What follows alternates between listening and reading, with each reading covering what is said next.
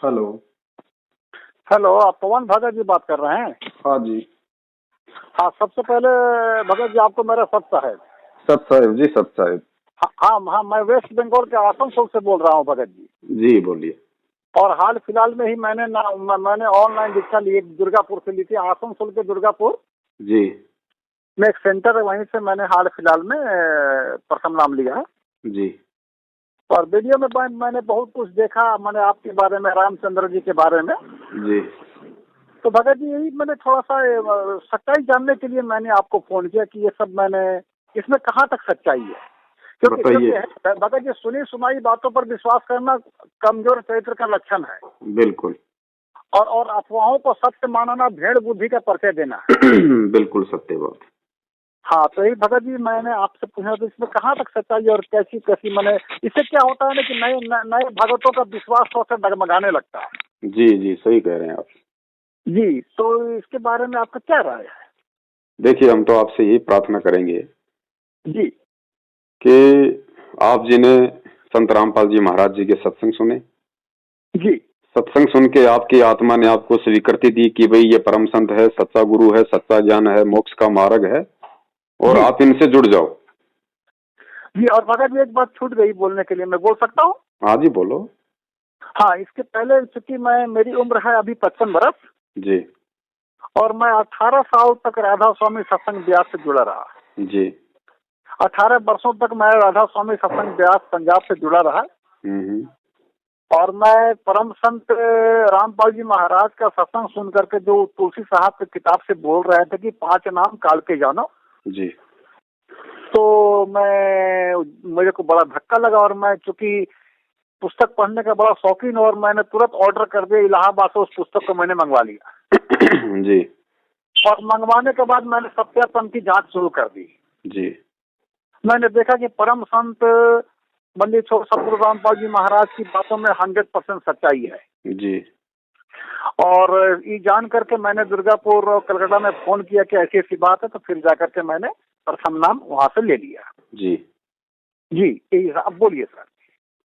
तो दास तो ये कह रहा था कि जब हर तरीके से संतुष्टि के बाद आपकी आत्मा ने आपको स्वीकृति दी कि भाई यहाँ से अब आपको जुड़ जाना चाहिए, जी लेकिन जुड़ने से पहले आप जी थोड़ा सा यदि विचार कर लेते कि मेरी आत्मा ने यदि इतने वर्ष तक धोखा खाने के बाद आध्यात्मिक मार्ग में जब पहली बार सच्चाई की ओर जाने के लिए इशारा किया है, और जिस महापुरुष का नाम लेने के लिए आत्मा कह रही है या उनसे जुड़ने के लिए कह रही है जी, तो सबसे पहले आपको ये विचार करना चाहिए था कि भाई वो महापुरुष जेल में क्यों है, जी पीछे का कारण क्या है। क्योंकि ऐसा ज्ञान देने वाला, आत्मा को तड़पा देने वाला कुछ गलत तो कर नहीं सकता। जी तो फिर गलत हुआ क्या, किसने किया, क्यों किया, बरवाला कांड का रीजन क्या है। आपको नाम दीक्षा लेने से पहले उस बरवाला कांड की गहराई में आपको जाना चाहिए था जी। लेकिन वो आप नहीं जा पाए, ये आपकी गलती रही। अब आप ये भी नहीं कह सकते कि भगत जी हमें पता नहीं था। भाई देखो, पता नहीं था ये अपनी गलती है, क्योंकि आप जिसे अपना गुरु बनाने जा रहे हो जी, तो कम से कम आपको ये तो पता करना चाहिए कि मेरा गुरु है कहाँ, रहता कहाँ है, उसका आश्रम कहाँ है। जी जी, है ना। तो जाहिर सी बात आपको मालूम तो जरूर हो गया होगा कि भाई वर्तमान में गुरुजी जेल में है। जी जी। लेकिन आप उस कारण में नहीं जा पाए, और कारण में ना जा पाने के कारण आप इन फर्जी नामदान केंद्रों से जुड़ गए जी। और कारण में चले जाते भगत जी तो ताश की तरह सारे पत्ते आपकी आंखों के सामने होते कि भैया जिस परम संत ने दुनिया का सर्वश्रेष्ठ आध्यात्मिक ज्ञान दिया है, जो चींटी तक को सताने के लिए अपने भक्तों को मना करता है जी, वो संत कैसे अपने ही भक्तों के हाथों में पत्थर पकड़ा देगा, पेट्रोल बम पकड़ा देगा, हथियार पकड़ा देगा और पुलिस वालों के सामने खड़ा कर देगा कि मैं कोर्ट में नहीं जाऊंगा और पुलिस को अंदर मत आने दो। ये भगत जी संतों के नहीं, ये तो गुंडों के काम होते हैं।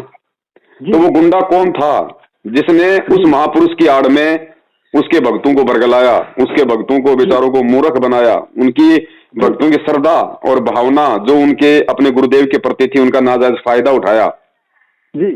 तो मालूम पड़ता कि वो सबसे बड़ा जो गुंडा था, सबसे बड़ा जो वो दुष्कर्मी इंसान था, वो स्वयं उस महापुरुष का छोटा भाई महेंद्र था। जी। और उस महेंद्र ने सन 2012 में ही छल बल करके पूरे आश्रम को अपने हवाले कर लिया था, फर्जी डॉक्यूमेंट्स बनवा के जी। और नीचे नीचे राष्ट्रीय समाज सेवा समिति नाम का एक संगठन बना लिया था।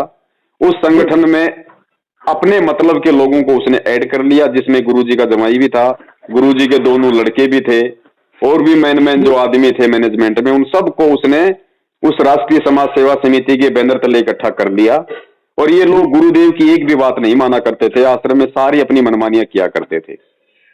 गुरुदेव का करोथा कांड का सन 2006 का जो मामला था जी, जिसमें आर्य समाजियों के साथ में झगड़ा हुआ था, क्योंकि परमात्मा ने आर्य समाजी महर्षि दयानंद सरस्वती के द्वारा एक सत्यार्थ प्रकाश पुस्तक लिखी थी जी। और महर्षि दयानंद जी ने क्या किया कि उन्होंने वेदों का अनुवाद तो किया उसने बाद में, और पहले उन्होंने अपना जो अनुभव था भगवान को जानने का, पहचानने का, वो उन्होंने सत्यार्थ प्रकाश नाम की पुस्तक में लिख दिया और लिख करके उस पुस्तक को उन्होंने समाज में वितरित कर दिया। जी जी जी, उन्होंने सबका पर्दाफाश किया, राधा स्वामी मत का भी पर्दाफाश किया, और समाज के प्रति मैंने सभी संतों महात्मा नकली गुरुओं को उन्होंने पर्दाफाश कर ही दिया। जी जी जी। नहीं, वो बात आपकी सही है, लेकिन मैं जिस पॉइंट पे आ रहा हूँ और जहां पे आपको लेके जाना चाहता हूँ, मैं उस पॉइंट पे आ रहा हूँ भगत जी। वो तो आपने देख लिया होगा सारा, हमें पता है अब तो। जी। तो महर्षि दयानंद जी ने सत्यार्थ प्रकाश को पहले लिख के समाज में बांट दिया। बोलिए। तो महर्षि दयानंद जी ने सत्यार्थ प्रकाश को लिख के पहले मार्केट में बांट दिया जी, और बाद में जब उन्होंने वेदों को देखा कि वेदों में क्या लिखा है, तो वेदों में तो बिल्कुल विपरीत लिखा हुआ था जो उन्होंने सत्यार्थ प्रकाश में लिखा था। तो फिर महर्षि दयानंद जी ने क्या किया कि सत्यार्थ प्रकाश वाली बात को ऊपर रखने के लिए वेदों के अर्थों में अनर्थ कर दिया जी, जिसका पर्दाफाश सतगुरु रामपाल जी महाराज जी ने किया। जी जी। और जब उसका पर्दाफाश सतगुरु रामपाल जी महाराज जी सार्वजनिक तौर पे सत्संगों में, टीवी चैनलों पे करने लगे, तो आर्य समाज के जो कुछ प्रतिनिधि थे जिनकी रोजी रोटी उन शास्त्रों को बेच के चल रही थी, उन लोगों ने बेचारी भोली जनता को भड़काना शुरू कर दिया कि रामपाल जी गलत अनुवाद बता रहे, महर्षि दयानंद जी की निंदा करते हैं, सत्यार्थ प्रकाश की निंदा करते हैं। इस तरह से लोगों को भड़का के उन्होंने करोथा कांड करवाया। और करोथा कांड में प्रशासन भी उन्हीं आर्य समाजियों के साथ में था। कहने का मतलब है वो झूठा वहां पे झगड़ा करवा दिया, जिसमें एक व्यक्ति की मौत हो गई जिसका नाम था सोनू, और वो मुकदमा लग गया संत रामपाल जी महाराज जी पे कि वही संत रामपाल जी महाराज जी के कारण इसकी मौत हुई है। तो वो मुकदमा गुरु जी का कोर्ट में चल रहा था जिसकी तारीखें पड़ रही थी जी, क्योंकि 2006 में ये करोथा कांड हुआ था। उस कांड में गुरुजी 21 महीने जेल में रहे। 2008 के लास्ट में गुरुजी आ गए थे आश्रम में। उसके बाद गुरुजी की तारीखें पड़ रही थी क्योंकि गुरुजी उस मुकदमे में जमानत पे बाहर थे। अब जमानत पे बाहर हैं तो जाहिर सी बात है भगत जी कोर्ट में तो जाना ही पड़ेगा तारीखों पे। जी जी। लेकिन इन लोगों ने क्या किया, ये जो सतलोक आश्रम मैनेजमेंट हरियाणा था जी, इन लोगों ने गुरुजी को उन तारीखों पे नहीं जाने दिया और हर बार ये लोग कोर्ट को गुमराह करते रहे। कभी तो गुरुजी का फर्जी मेडिकल बना के दे दिया कि वे बीमार हैं, कभी मेडिकल बना दिया कि वे यहाँ है ही नहीं, वे बाहर हैं। इस तरह से इन्होंने कोर्ट की भगत जी 42 बार अवमानना की, 42 बार जी। और वो 42 बार अवमानना होते होते सन 2014 का टाइम आ गया जी। अब भगत जी कोर्ट की भी कुछ मर्यादा होती है, उनके भी कुछ नियम है भगत जी जी। तो 42 बार यदि आप किसी की अवमानना करोगे तो सरकार के पास तो सारे अधिकार हैं जी। तो उन्होंने आदेश दिया फिर कोर्ट ने कि भाई ये तो कानून का मजाक बनाया जा रहा है। संत रामपाल जी महाराज जी यदि सही हैं, वो गलत नहीं है, तो इसका निर्णय सांसारिक तौर पे संत रामपाल जी महाराज जी नहीं कर सकते। इसका निर्णय करेगा प्रशासन, इसका निर्णय करेगा कोर्ट। तो कोर्ट में उनको हाजिर होना चाहिए। अगर वो सच हैं तो उनको कोर्ट में जाने से दिक्कत क्या है जी। लेकिन इन लोगों ने गुरु जी को एक आम व्यक्ति मान के, एक आम संत मान के इन्होंने गुरु जी से भी झूठ बोला और उधर इन लोगों ने जो है यहाँ जो अपनी जो न्यायपालिका है, जो कोर्ट है, उसमें भी झूठा मेडिकल गुरु जी का लगाते रहे। नौबत यहां तक आ गई कि पुलिस को, न्यायालय के द्वारा पुलिस को फाइनली टारगेट मिल गया कि संत रामपाल जी महाराज जी को फला फला तारीख को कोर्ट में हाजिर करो, चाहे वे बंकर में छुपे हों, चाहे वो पाताल में छुपे हों, चाहे वो कहीं भी हो, उनको कोर्ट में पेश किया जाए। उसके लिए चाहे कुछ भी छल बल का प्रयोग किया जाए। जी। तो कोर्ट ने अपनी कोशिश की तो सतलोक आश्रम मैनेजमेंट हरियाणा ने, क्योंकि भगत जी बहुत ज्यादा अहंकारी लोग हो चुके थे, ये बहुत ही ज्यादा मनवस हो चुके थे, काल का इनके ऊपर अटैक हो चुका था, क्योंकि मनमानियां किया करते थे ये लोग गुरुजी की आड़ में। जी जी जी जी। तो इनको लगा कि हमारे पास तो लाखों भगत हैं, इतना पैसा है, सरकार हमारा क्या बिगाड़ देगी जी। तो इन्होंने क्योंकि गुरुजी से तो आम व्यक्ति को मिलने दिया नहीं जाता था आश्रम में जी, तो इन लोगों ने क्या किया भगत जी, गुरुजी की आड़ में, जी गुरुजी के आदेश की आड़ में, और इन्होंने परमात्मा को, जब बरवाला कांड हुआ तो उससे 4 दिन पहले इन लोगों ने परमात्मा को जान से मारने की कोशिश भी की, और इन्होंने गुरुजी को नजरबंद कर दिया जी। ठीक है जी, ये गुरुजी के बयान है, मैं नहीं बोल रहा ये बात, ये संत रामपाल जी महाराज जी के खुद के मीडिया को सामने दिए गए बयान है। उन्होंने खुद मीडिया के सामने अपने वीडियो में कहा है कि मुझे भी आश्रम में रोक के रखा हुआ था। अब मैं छुपा नहीं रहता तो मेरे को जान मार देते। जी जी जी हाँ, अगर मैं छुपा नहीं रहता तो ये लोग मुझे मार देते, ये उनके बयान है। और सत्यवादी कभी झूठ नहीं बोलता, और वास्तव में इन्होंने ऐसी हरकत की थी, क्यों की थी, क्योंकि ये लोग ज्ञान को ना समझ पाने के कारण उनको गुरु या परमात्मा नहीं मानते थे, केवल उनको एक साधारण सा संत मानते थे जी। तो जब कोर्ट ने फाइनल टारगेट जब दिया, वो टारगेट के भैया किसी भी तरह से उनको पेश किया जाए जी, और जब इनको मालूम पड़ा कि प्रशासन आश्रम के ऊपर चढ़ाई करने वाला है, सरकार मुस्तैद हो गई है, 3-4 आर्मी की टुकड़ियां आ गई है बीएसएफ वगैरह की, जी, तो इन्होंने ऑल ओवर इंडिया में जो भी इनका नेटवर्क था, जितने भी इनके कोऑर्डिनेटर थे, उनके माध्यम से फरमान जारी करवा दिया कि गुरुजी का आदेश है और जितने भी जो जवान भगत हैं वो सभी सतलोक आश्रम बरवाला में आ जाओ, वरना सबका नाम खंड हो जाएगा, गुरुजी का आदेश है जी। तो बेचारे जो भगत थे अपने भाव और श्रद्धावश आश्रम की तरफ दौड़ लिए। आश्रम में जाने के बाद उनको आदेश दिया गया कि गुरुजी का आदेश है, गुरुजी कोर्ट में नहीं जाना चाहते और पुलिस आश्रम के अंदर नहीं आनी चाहिए, तो आप लोगों ने कमांडो बनना है, कमांडो। तो बेचारे भक्तों को काले कपड़े पहना पहना के उनके हाथों में जो है लठ दे दे के सारी इन्होंने पूरी व्यवस्था कर ली, पेट्रोल के बम बना लिए, जो है छोटी छोटी ईंटें तोड़ के रख ली, और कुछ मतलब बंदूकधारियों को इन्होंने बाहर से बुलवा लिया। हाँ। और आश्रम के अंदर पूरा मुस्तैद हो गए कि यदि पुलिस अटैक करती है तो आर पार की लड़ाई होगी जी। अब भगत बेचारा भोला होता, उसको नहीं पता इन सब बातों का, क्योंकि नए नए लोग जुड़ते हैं, उनको नहीं पता होता। तो भक्तों ने सोचा भाई वास्तव में गुरुदेव का आदेश होगा, और गुरुदेव का आदेश है तो उसकी पालना करनी पड़ेगी, वरना फिर हमारा तो जीवन बेकार हो जाएगा जी। तो भगत बेचारे इस भाव में आके वहां पे कमांडो बन गए और पुलिस वालों से लड़ने के लिए तैयार हो गए जी। फिर हरियाणा प्रशासन ने देखा कि भाई संत रामपाल जी ने तो अपना पूरा मतलब सैन्य दस्ता तैयार कर लिया है, पूरे कमांडो तैयार कर लिए हैं। अब प्रशासन ये थोड़ी देख रहा है कि भाई ये किसी मैनेजमेंट ने किया है या किसी उनके भाई ने किया, प्रशासन तो गुरुजी को टारगेट बनाएगा ना। जी जी, तो मेन आदमी को टारगेट बनाएगा जी। तो प्रशासन ने और आदेश दे दिया कि भैया कुछ भी करना पड़े, उनको हर हाल में पकड़ना है, क्योंकि ये नाक की लड़ाई हो गई। तो प्रशासन ने भगत जी तकरीबन 25 से 30 हजार पुलिस फोर्स की व्यवस्था की अचानक। हाँ, जी। और पता नहीं 16 टुकड़ियां बीएसएफ की, फलाना टुकड़ियां सीआरपीएफ की, आरपीएफ की, पता नहीं 25 से 30 हजार वहां पे पुलिस फोर्स के जवान आश्रम के चारों तरफ मुस्तैद कर दिए गए और धारा 144 लगा दी गई पूरे बरवाला में जी।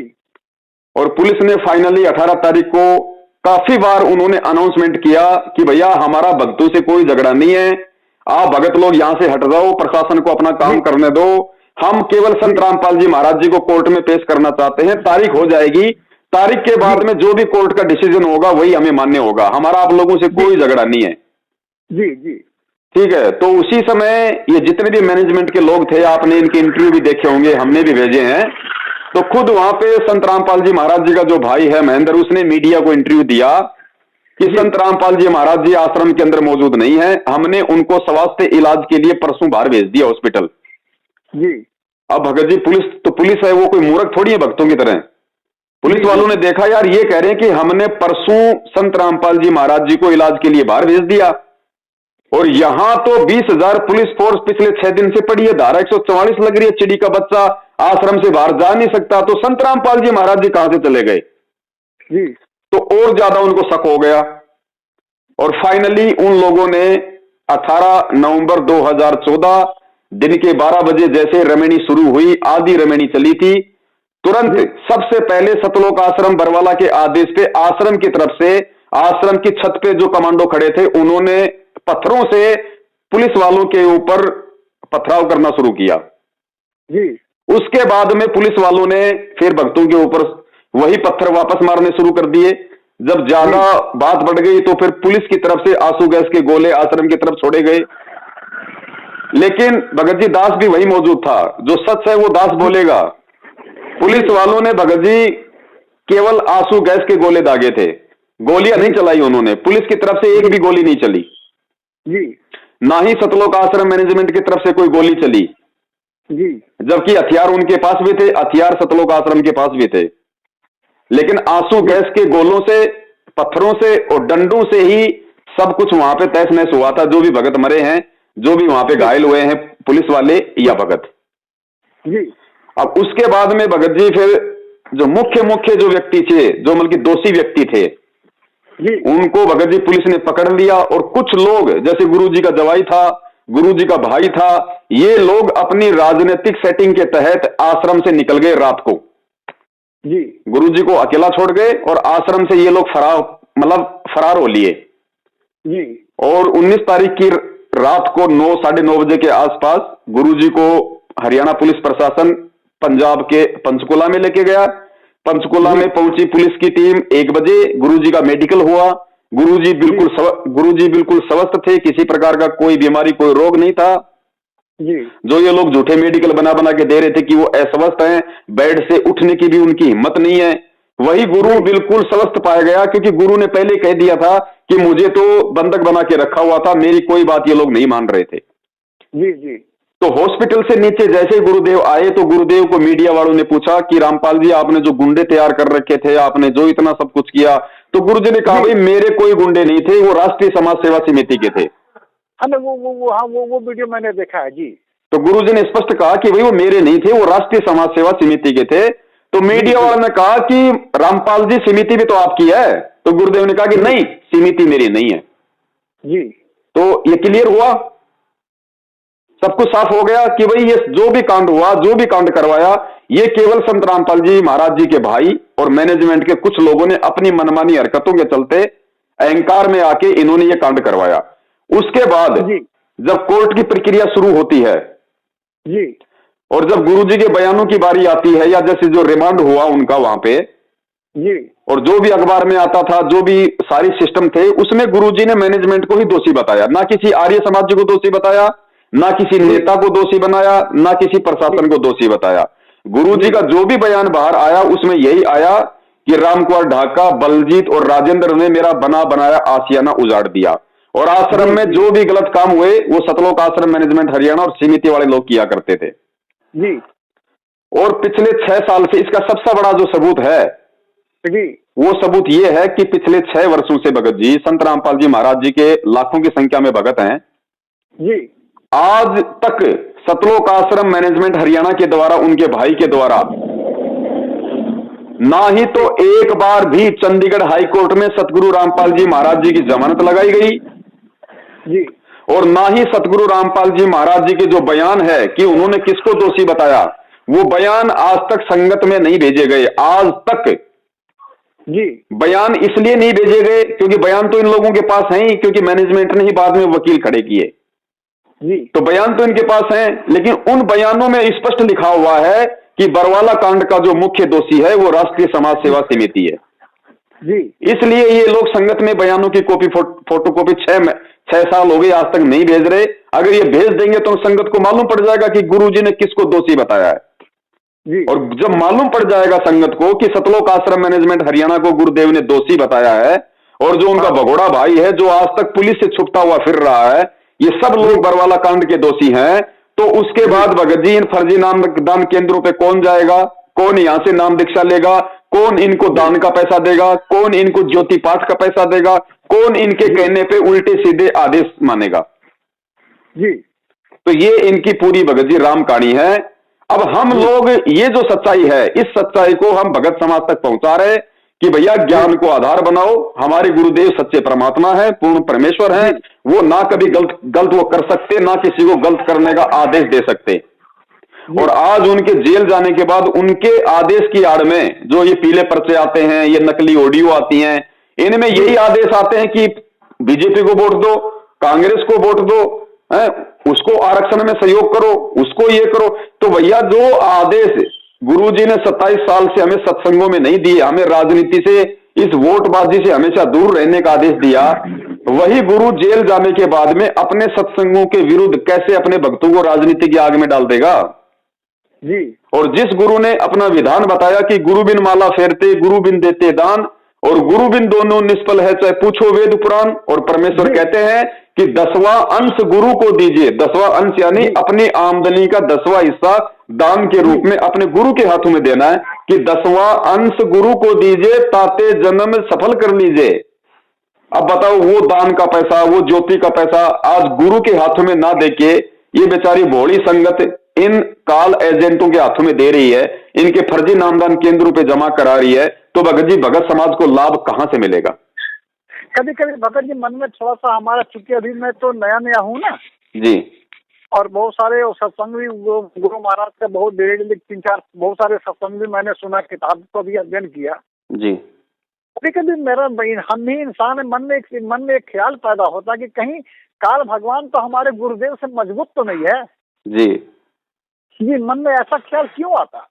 भगत जी देखो, ऐसा है, मन में ख्याल इसलिए आता है कि कुछ सत्संगों की थोड़ी सी कमी है, वरना गुरुदेव ने अपने विधान में क्या बताया कि बच्चों, जब मैं तुम लोगों की ये पतली हालत देखकर, तुम लोगों की दयनीय हालत देखकर, जब मैं सतलोक से अपने बेटे जोगजीत का रूप बना के इस पृथ्वी पे आना चाह रहा था, तो बीच में मेरी उस काल से मुलाकात हो गई और काल को मैंने कहा कि भाई मैं नीचे जा रहा हूं उस परमात्मा के आदेश से, और तेरी हकीकत मैं नीचे जाके बताऊंगा, सभी जीवों को मैं वो सार नाम दूंगा और सबको मैं सतलोक लेके जाऊंगा। तो काल की परमात्मा की काफी वार्तालाप हुई, फिर एंड में बात ये हुई, काल ने ये कहा कि परमात्मा आप मुझे ये वचन दो कि आप नीचे जाओगे और आप अपना ज्ञान प्रचार करोगे, लेकिन परमात्मा आप जबरदस्ती ना करना, जो आपका ज्ञान समझे वो आपका, और जो आपका ज्ञान ना समझे परमात्मा वो मेरा, उसको आप बाई फोर्स जबरदस्ती सतलोक लेके नहीं जाओगे। तो परमात्मा ने कहा तथास्तु।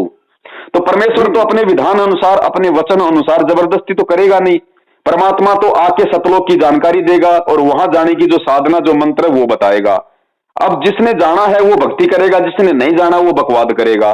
फिर परमात्मा ने बताया कि भाई देखो, यहां का विधान है, काल, वो परमेश्वर ने कहा कि जब तक हंसा मेरी आना और काल लगे ना तेरा बाणा, कि हे काल, जब तक मेरा भगत, मेरा हंस मेरी आन में रहेगा, मेरी मर्यादा में रहेगा, तब तक तेरा अटैक नहीं हो सकता, तेरा दाव मेरे भगत पे नहीं लग सकता जी। तो भगत जी, अगर ये सतलोक आश्रम मैनेजमेंट हरियाणा यदि मर्यादा में होता तो भगत जी उस काल की क्या औकात, उस जैसे 1000 काल भी यदि उस आश्रम के बाहर आ जाएं, और जिस आश्रम में भगत जी पूर्ण परमात्मा बैठा हो, जिस आश्रम को परमात्मा ने मिनी सतलोक बना रखा हो, जिस आश्रम में हजारों भगत रोजाना सतनाम का जाप करते हो, जिस आश्रम में परमात्मा की ज्योतियां जल रही हो, भगत जी उस आश्रम में 1000 काल भगवान मिलकर भी उस बरवाला आश्रम की एक ईंट तक नहीं उखाड़ सकता।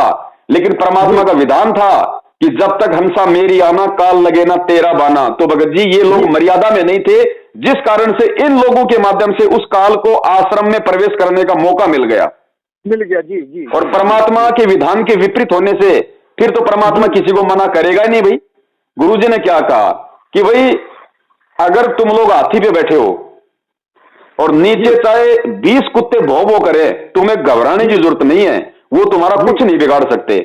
लेकिन अगर तुम अपनी गलती से हाथी के नीचे उतर जाओगे, फिर तो तुम्हारी पिंडी पाड़ेंगे जी।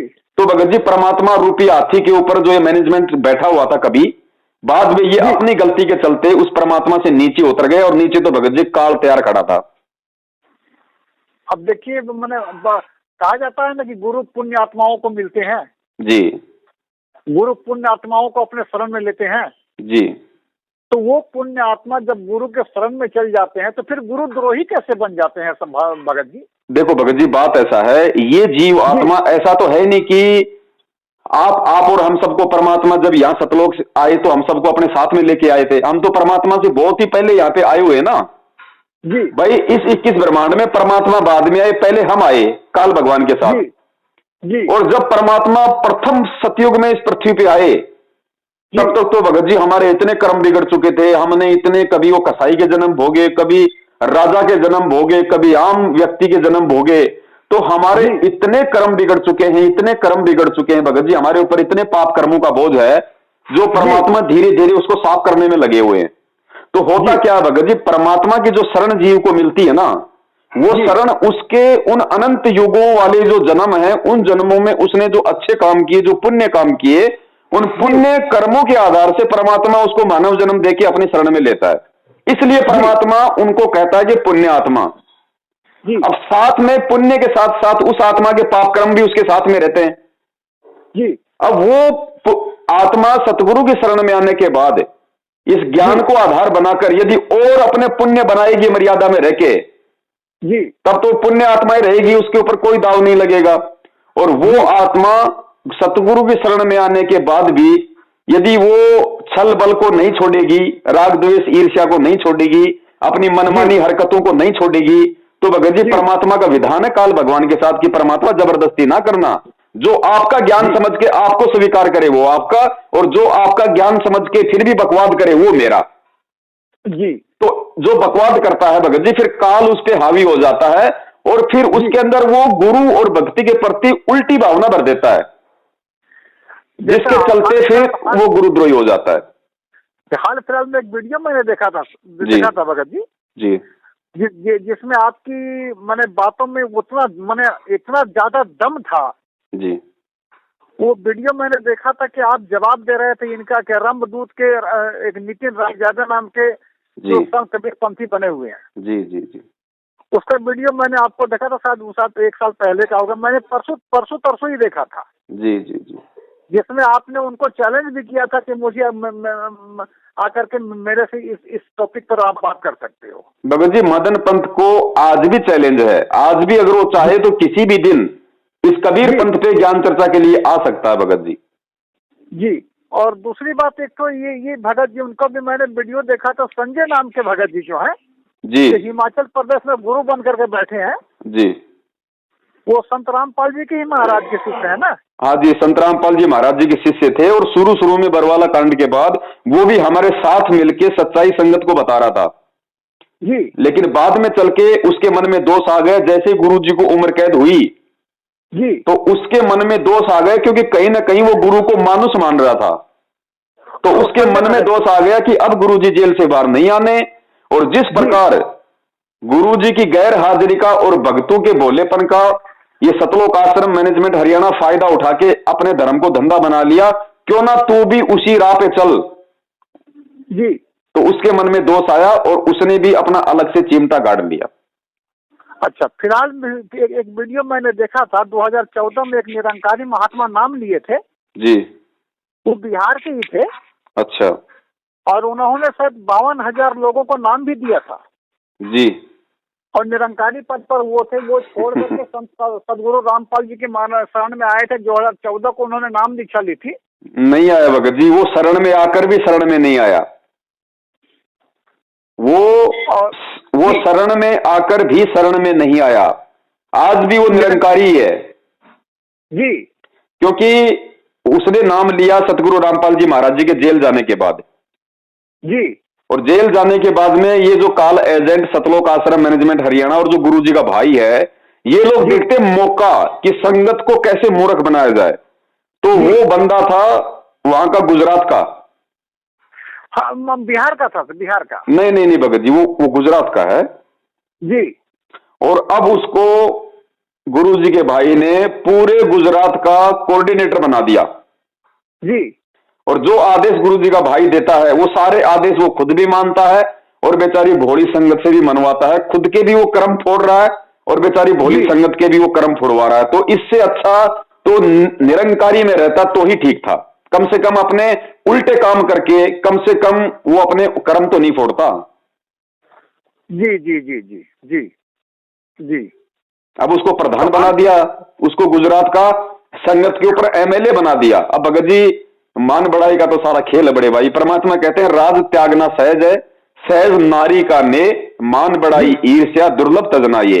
तो पहले जो वो गुरु बना हुआ था वहां पे निरंकारी पंथ में, वो ही गुरुवाई उसको संत रामपाल जी महाराज जी के छोटे भाई ने गुजरात की दे दी। तो क्या बदल गया भगत जी उसका? अच्छा, तो फिर मैंने देखा था कि 2009 के बाद जितने भी नामदान केंद्र दीक्षा दिया वो सारे सब फर्जी दीक्षा केंद्र है। 2009 के बाद नहीं, 2014 के बाद। 2014 से पहले जो बरवाला कांड हुआ ना जी, बरवाला कांड से पहले तो देश विदेश में, उससे पहले गुरुजी ने कहीं कोई नामदान केंद्र नहीं खोला। जहां गुरुजी सत्संग करते थे केवल वही एक नामदान केंद्र था बस। ये गुरुजी के जेल जाने के बाद इन्होंने देश विदेश में 300 से ज्यादा ये फर्जी नामदान केंद्र, ये दुकानें जगह जगह खोल दी इन्होंने। अच्छा, जी जी जी जी जी। उससे पहले नहीं था। इसलिए तो हम कह रहे हैं अगर गुरु ने नामदान केंद्र खोलने होते तो कांड से पहले खोल देता ना। तो हमने देखा था वीडियो में कि 2009 के बाद जो नामदान दीक्षा दी जा रही है वो फर्जी नामदान। हाँ भगत जी देखो, ऐसा 2009 से सतलोक आश्रम बरवाला में डीवीडी से नाम दीक्षा दी जाने लगी थी। इसके पीछे का क्या रीजन है वो अभी हमने 1 घंटे का वीडियो बना के पूरा डाला हुआ है जी। गुरुजी ने तो स्पष्ट तौर पे बोल रखा है अपने वीडियो में, आपने देखा भी होगा, सुना भी होगा।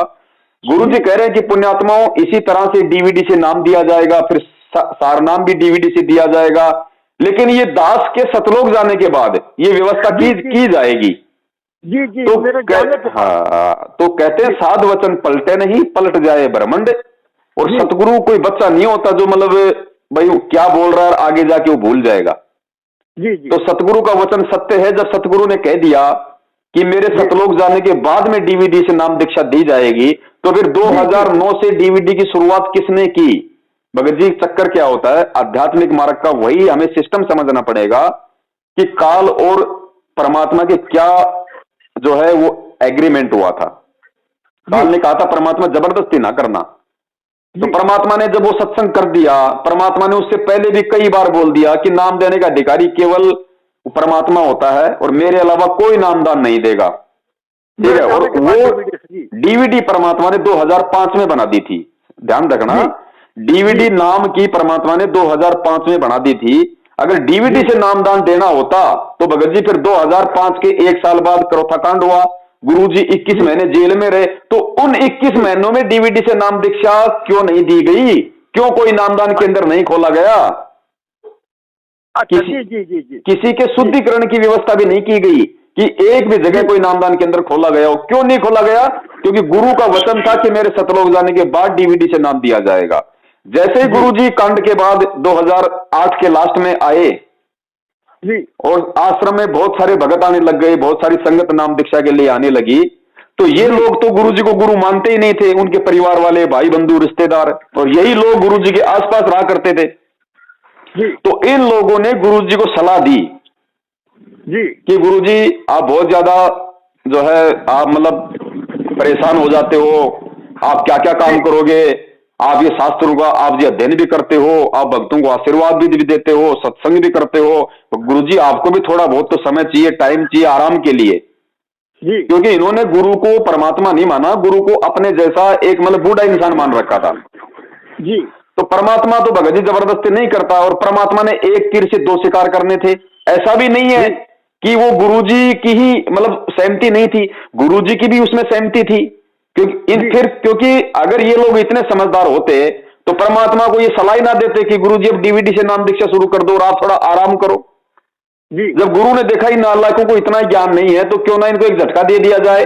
जिस प्रकार 650 साल पहले परमात्मा ने उस गणिका माई को, जब ये मैनेजमेंट वाले जब वहां पे जो आश्रम के जो प्रबंधक थे, जब उसको आश्रम में बेचारी को परेशान करने लगे कि तू वैश्या है, सत्संग सुनने के लिए मत आया कर, तेरे कारण हमारे गुरुजी पूरे काशी में बदनाम हो रहे हैं, तब परमात्मा ने सोचा कि इतने साल मैंने ज्ञान दिया, इन नालायकों को यह भी समझ में नहीं आया कि कौन बदनाम होता है, और संगत के ये ठेकेदार बन गए, तो क्यों ना इनकी मैं एक वो फड़क निकाल लूं जी। तो ठीक इसी प्रकार परमात्मा को जब इन्होंने सलाह देनी शुरू की बात बात पे जी, भगत जी ये बात मैं कोई अपनी तरफ से नहीं कह रहा, जब 2012 में इन लोगों ने राष्ट्रीय समाज सेवा समिति का संगठन बनाया था, तो उसका इन्होंने जो बल्कि संविधान बनाया था 12-13 पेज का जी, तो उस संविधान के पेज नंबर जो पॉइंट नंबर 12 के ऊपर इन्होंने लिखा हुआ, वो मेरे पास रखा हुआ है, मैंने संगत में जो है मतलब भेज भी रखा है। उसके पॉइंट नंबर 12 पे सतलोक आश्रम मैनेजमेंट हरियाणा ने ये लिखा है कि उसमें लिखा है कि राष्ट्रीय समाज सेवा समिति संत रामपाल जी महाराज जी से किसी भी कार्य में कोई दिशा निर्देश नहीं लेगी जी। और संत रामपाल जी महाराज जी का काम केवल इतना है कि वो शास्त्रों का अध्ययन करे, भगत समाज को मतलब सत्संग करे।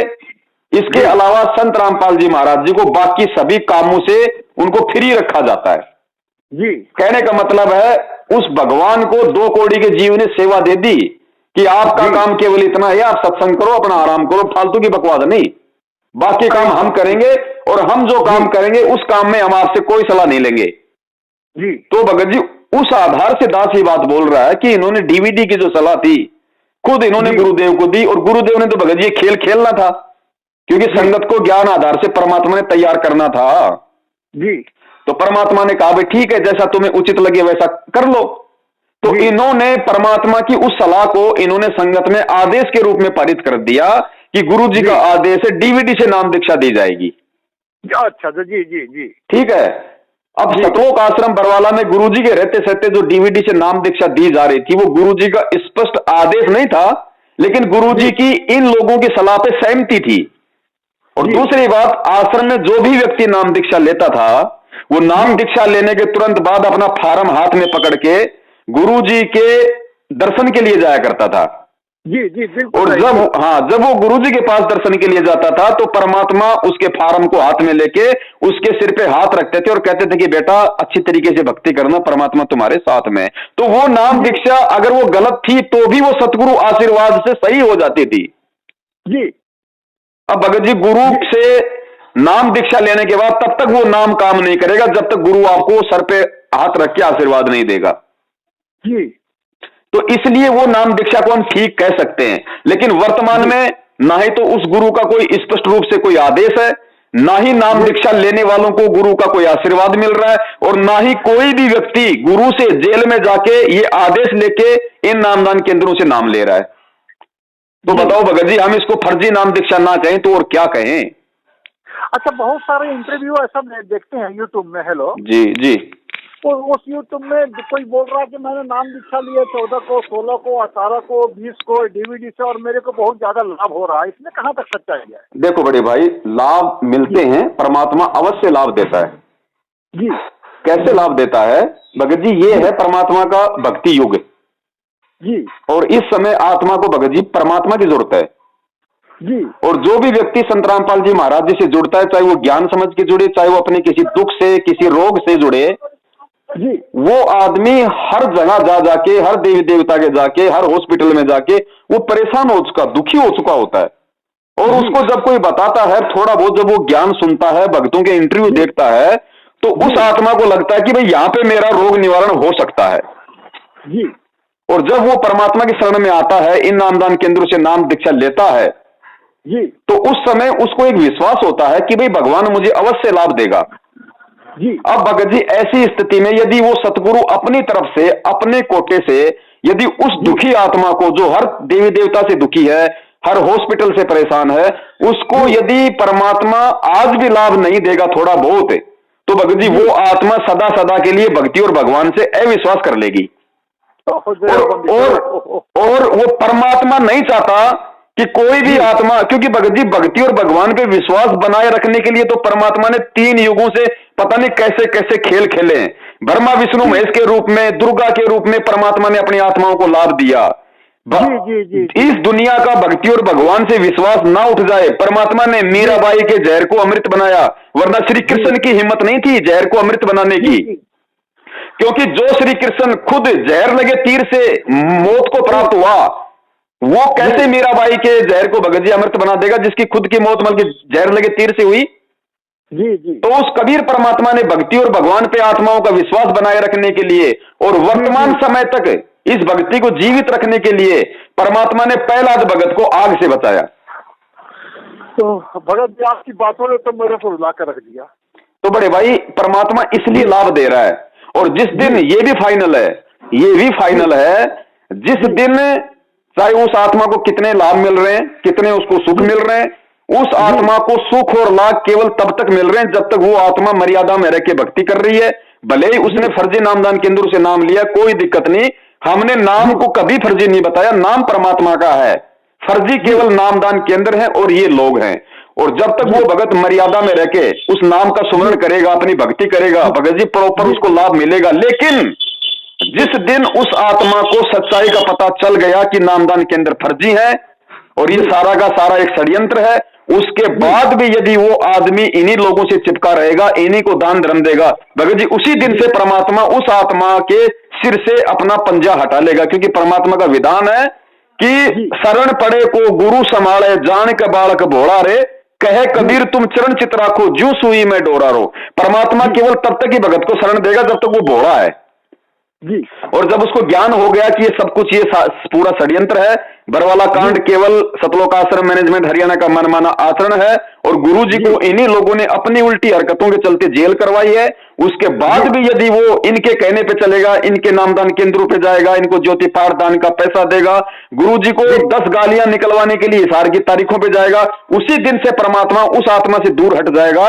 उसके बाद उस आत्मा को वही मिलेगा जो उसके संस्कार में है। सुख है तो सुख मिलेगा, दुख है तो दुख मिलेगा। भगत जी मैं जहाँ से नामदान लिया जी, वहाँ 2-3 बार मैं गया और वहाँ के लोग मेरे को कह रहे थे जी, और मैंने वो किया नहीं। वहाँ के लोग मेरे को कह रहे थे कि आप हो सके तो 15,000 रुपया आप वहाँ पर भेज दो आश्रम में जी, आपको करोड़ों जन्मों का पुण्य मिलेगा जी, और नहीं तो कम से कम 2100 रुपया यहाँ पर दे करके रसीद कटवा दो जी। मैंने ये दोनों में से कोई भी बात नहीं सुना जी, बहुत बढ़िया, दया परमात्मा की। जी जी। मैंने क्योंकि मैंने जैसे आपने कहा था कि दान देने का अधिकार केवल गुरु जी के हाथ में दान देना है। जी जी जी। और किसी के हाथ में दान नहीं देनी है जी। सो मैंने दान नहीं दिया। तो वे लोग थोड़ा सा नाराज हो गए जी। उन्होंने कहा कि आप इस काम करते, इतने बड़े आप ऑफिस सुपरिटेंडेंट हो, तो कम से कम 15,000 या 2100 रुपया का आप ज्योति पाठ के लिए पैसे दे दो। तो नाराज है तो नाराज है, मैं बस अपना जैसा कि आपने कहा कि मर्यादा में जो रहेगा उसी का, फर्जी नाम दान केंद्र से भी दीक्षा लेने पर उसको लाभ मिलेगा। बिल्कुल भगत जी, मर्यादा में रहनी है जी। भगत जी परमात्मा ने सन 1994 से 2014 तकरीबन 20 साल से ऊपर का समय हो गया था जी। परमात्मा ने ना तो किसी के दान के नाम पे कोई पर्ची काटी, ना किसी को परमात्मा ने कहा कि तुम दान दो। परमात्मा ने केवल एक अपना आध्यात्मिक विधान बताया कि भाई 10वां अंश गुरु को दीजिए, यानी जो 10वां अंश का पैसा जो तुम अपने गुरु को दोगे, जो कबीर परमात्मा का विधान है, उनकी वाणी है, और तुम 10वां अंश अपने गुरु के हाथ में दोगे वो तुम्हारा बनता है धर्म यज्ञ। और वो पैसा परमात्मा अपने ही भक्तों की सेवा में लगाता है, आश्रम बनाने में, उनके लिए भंडारे की व्यवस्था में, नहाने धोने, तो वो पैसा तुम्हारा वो धर्म में लग रहा है। तो वो पैसा तुमने दिया किसको? गुरु को। गुरु कौन? सुपात्र। और सुपात्र को दिया हुआ दान ही फलीभूत होता है, कुपात्र को दिया हुआ दान फलीभूत नहीं होगा। जी जी जी। इसीलिए परमात्मा ने भिखारी को पैसा देने से मना किया है। आप उसको भंडारा करवा दो, आप उसको खाना खिला दो, आप उसको कपड़े पहना दो, लेकिन पैसे का दान गुरु के अलावा सृष्टि में किसी को नहीं देना, या जब तक गुरु आपको आदेश नहीं दे कि बेटा तू इसको पैसा दे दे जी, तब तक जी। और ये बहुत लंबी चौड़ी कहानी है भगत जी। चलिए आपसे बात करके मेरे को मैंने बहुत कुछ, मैंने आँख के सामने जो काली पट्टी लगी हुई थी थोड़ी बहुत ढीली हो चुकी है। वो दया करेंगे परमात्मा। वैसे तो आंखों की सारी काली पट्टी उतारने के लिए परमात्मा ने कोई हजारों वीडियो बनवाए, 5 साल में हजारों वीडियो जी। और भगत जी वही बात है, परमात्मा देखो भगत जी, ये भक्ति इतनी आसान नहीं है। ये भक्ति अगर इतनी आसान होती भगत जी, यहाँ तो हर कोई पार हो जाता, कौन बचता इस लोक में। भगत जी आप यकीन मान लेना, वर्तमान में भी यदि किसी को पार होना है, देखो सतगुरु क्या बोलता है, सतगुरु के इशारों को समझना पड़ेगा। 650 साल पहले कबीर परमात्मा, यही संत रामपाल जी महाराज जी कह लीजिए या फिर वो कबीर कह लीजिए, जब 650 साल पहले वो आए तो वो क्या कहा करते थे कि बच्चों भक्ति करो, सब पार होंगे, हम सब यहाँ से सतलोक जाएंगे, हम भक्ति करेंगे, सब पार होंगे, कहा करते थे ना। लेकिन उस परमात्मा को यह भी पता था कि इनमें से एक भी पार नहीं हो पाएगा जी, और वास्तव में एक भी पार नहीं हुआ। फिर भी वो परमात्मा ये क्यों कहते थे? इसलिए कहा करते थे कि इनका भक्ति और भगवान पे विश्वास बना रहे। अपने बच्चों को थोड़ा वो जोश दिलाया करते थे। जैसे कि मान लीजिए आपके जैसे कोई भी, जैसे कोई स्कूल है, स्कूल के अंदर हजारों विद्यार्थी होते हैं जी।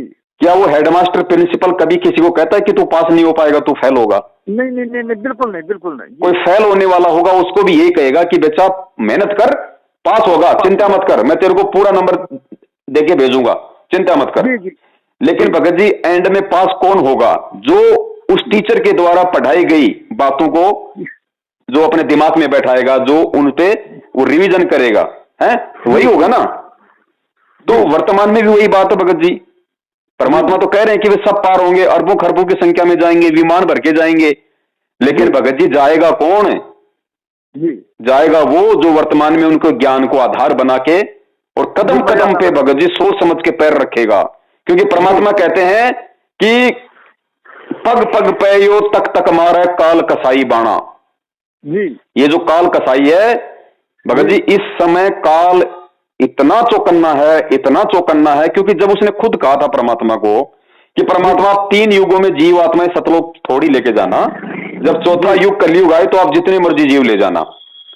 तो भगत जी उसने भी तो पूरी प्लानिंग कर रखी है, वो कोई चद्दर ओढ़ के थोड़ी सो रहा है, वचन तो उसी ने लिया था। तो क्या उसको नहीं पता वर्तमान समय का कि मेरा जो भोजन है वो मेरे हाथ से निकलता जा रहा है? तो वो क्या नहीं करेगा? गुरुजी ने कहा कि वो सूक्ष्म रूप में अपने एजेंट यहां पे भेजेगा, तुम लोगों को विश्वास मिलेगा, तुम्हारी भक्ति को खंडित करवाएगा, गुरु के ज्ञान के विरुद्ध तुमसे आदेशों पे पालन करवाएगा। तो भगत जी ये मैनेजमेंट हमसे क्या करवा रहा है? टोटली ज्ञान विरुद्ध आदेश। तो भगत जी इसीलिए परमात्मा कहते हैं कि पार वही होगा जो ज्ञान को आधार बनाएगा। और परमात्मा की वाणी क्या कहती है भगत जी? परमात्मा की 2 वाणियों को ध्यान रखना सदा भगत जी, तभी आप भक्ति कर पाओगे बड़े भाई। परमात्मा की पहली वाणी है कि ये संसार विघन की घाटी, विघन की घाटी मतलब ये लफड़ों की जगह है।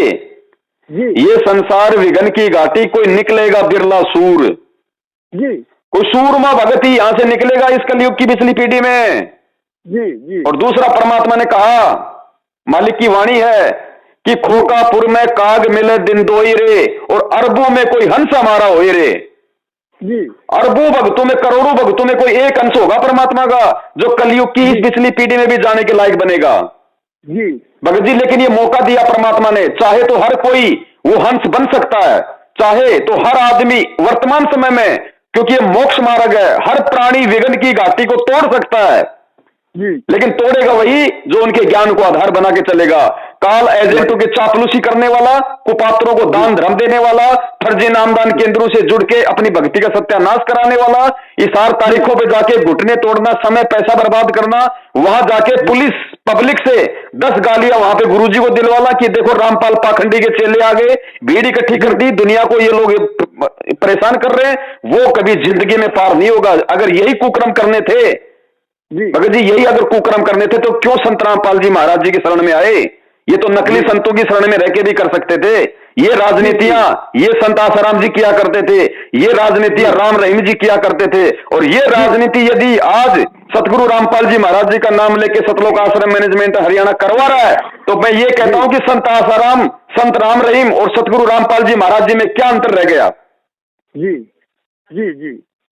तो बड़े भाई ये ज्ञान आधार है, क्योंकि ये समय परमात्मा ने ज्ञान आधार का निश्चित किया है।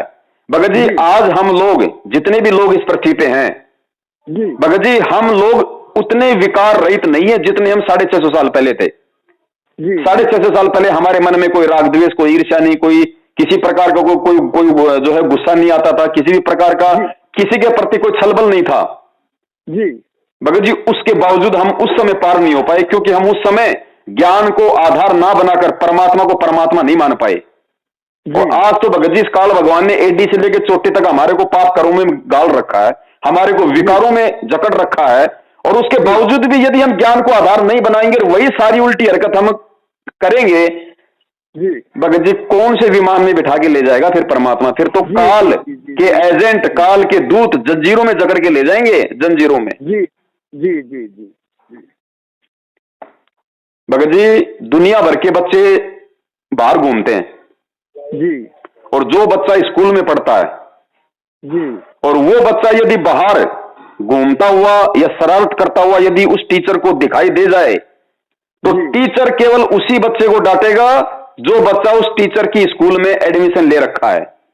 जी। दूसरे बच्चा चाहे वो गधे पे बैठा हो उसको टीचर कुछ नहीं कहेगा, नहीं कुछ कहेगा जी। तो भगत जी ये नियम किसके ऊपर लागू हैं? जी। ये नियम केवल उसी व्यक्ति के ऊपर लागू हैं जो संत रामपाल जी महाराज जी की शरण में है। शरण में है जी जी जी जी। और भगत जी संत रामपाल जी महाराज जी की शरण में आने के बाद यानी ज्ञान होने के बाद यदि ये प्राणी ज्ञानहीन कुकर्म करता है जी भगत जी, जगत वालों से 10 गुना ज्यादा दोष बताया परमात्मा ने। ये भगत लोग कहां अपने आप में टीटी पाक रहे हैं कि हम तो गुरु की शरण में आ गए, हमारा तो बेड़ा पार हो गया। अरे गुरु की शरण में आने के बाद तो चारों आंखें खोलनी पड़ती हैं, तब जाके बेड़ा पार होता है, वरना जगत वालों से भी ज्यादा पाप के भागी बनता है जीव। जी जी जी, वो तो अनजान ही जानबूझ कर दिया हुआ है। क्योंकि परमात्मा कहते हैं कि जो अनजाने में गलतियां कर रहा मैं उसको माफ कर दूंगा एक बार, लेकिन मेरा ज्ञान समझने के बाद यदि कोई गलती करेगा उसको माफी नहीं है फिर। जी। तो बड़े भाई इसलिए ये ज्ञान आधार की भक्ति वर्तमान में परमात्मा ने निश्चित की है। और जो इस ज्ञान पे चलेगा, देखो भगत जी 650 साल पहले परमात्मा आए, उन्होंने जो सत्य बोला, जो पाखंडियों के पाखंड की पोल खोली, तो उनके पीछे कितने लोग लगे, हर धर्मगुरु उनके पीछे हो गया, राजा को भड़काया। वही काम वर्तमान में संत रामपाल जी महाराज कर रहे हैं, तो उनके साथ हो रहा है, उनको देशद्रोही बना दिया गया।